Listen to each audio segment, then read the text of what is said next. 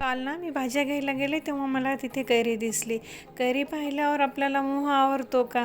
बरोबर आहे ना. मी लगेच घेतली. ही तोतापुरी कैरी आहे. जास्त आंबट नसते ही कैरी. चला तर मग आज आपण आता या कैरीची आंबट, तिखट आणि चटपटीत अशी चटणी करणार आहोत. ही चटणी कशा प्रकारे बनवता येते ते मी तुम्हाला सांगणार आहे. त्यासाठी लागणारं साहित्य आहे लसूण, हिरवी मिरची, लाल मिरची, खोबरं, ओलं नारळ आहे आणि कैरी. एकच मी लाल मिरची घेतलेली आहे आणि 3 ते 4 हिरव्या मिरच्या. मिरची जास्त होईल म्हणून मी एक काढलेली आहे त्यातली. हे सर्व साहित्य आपण मिक्सरला फिरवून घेऊया.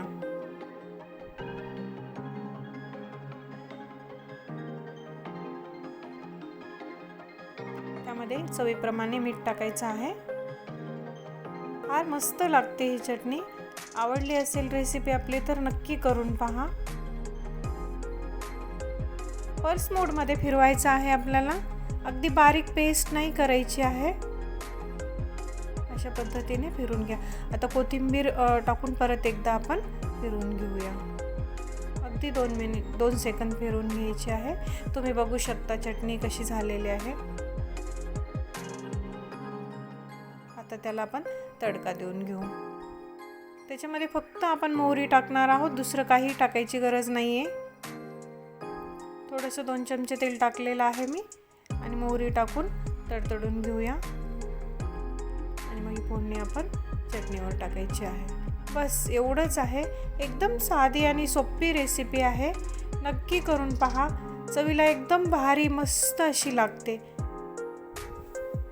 फोडणी टाकून घेतल्याच्या नंतर आपण ही चटणी सर्व एकत्र करून घेऊया, मिक्स करून घेऊया. बघू शकता तुम्ही किती सुंदर कलर आलेला आहे आणि चवीला पण तशीच झालेली होती मस्त भारी अशी.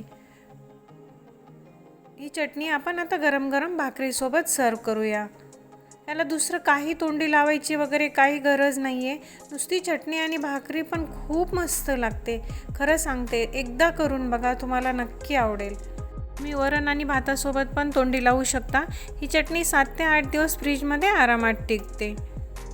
आपली चटणीची रेसिपी आवडली असेल तर व्हिडिओला लाईक, शेअर आणि आपल्या चॅनलला सबस्क्राईब करायला विसरू नका. बाय.